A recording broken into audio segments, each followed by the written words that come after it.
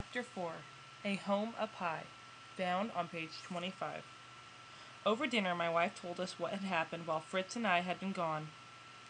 We decided to work as hard as you if we were going to live here. We agreed to all go on a trip.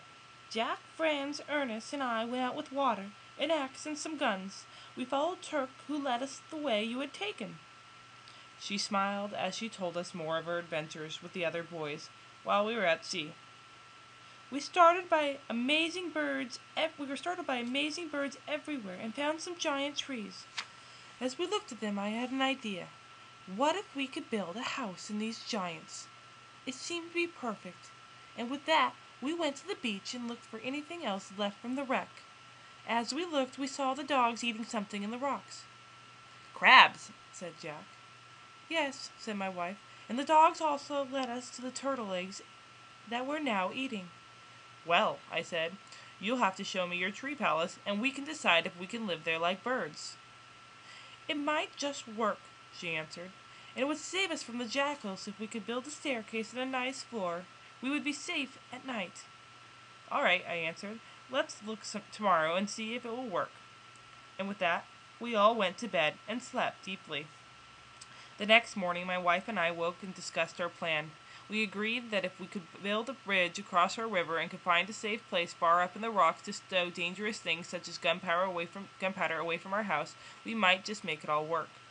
We woke the children and set about to making our bridge. Ernest, Fritz, and I set sail again for our wrecked ship to take boards from it. Soon we saw some birds feeding on a giant fish on an island and drew close to watch. "Fritz!" yelled Ernest. Once we had gotten close, "It's the shark you shot! You must have hit him in the head." It was true. As we drew close, we saw what a monster the shark had been, with rows of shining, terrible teeth. We jumped onto the island and cut off the shark's fin as a prize, and found the island there full of boards and beams from the wreck, perfect for our bridge back near our beach. We put these on our boat and headed back. When we reached our beach, we were met by the boys and my wife, who showed us bundles of crawfish that Jack and Franz had found. As we cooked these, we began to plan our bridge. My wife had created a bag for the donkey to carry gear over the river, and I built a pulley from a tree to lower wooden beams from one shore to the other. Soon we had set down all the beams needed to make a flat bridge, and the children danced across the river with joy. By the time this work was done, we were exhausted and made our way to bed, happy with our progress. The next morning I told everyone, "Even though we are moving to the trees, we are not safe and we still need to be careful. Who knows what danger lies ahead?" With this warning, we began to move all we had in the world to the site of our new home. The children ran to gather the chickens, ducks, and geese, and Franz rode the donkey across the bridge. The other boys helped lead the animals across the river, and soon we were all on the other side. As we came upon our future home, we knew it would make a wonderful place to live. Soon enough, the boys were all helping Ernest found stones to build a fireplace, while Franz discovered that the trees where we were going to build our home were filled with wild figs. He fed these to the baby monkey, named Nips by the boys. We also hunted some birds and managed to capture a living flamingo, which we decided to keep and add to our other birds.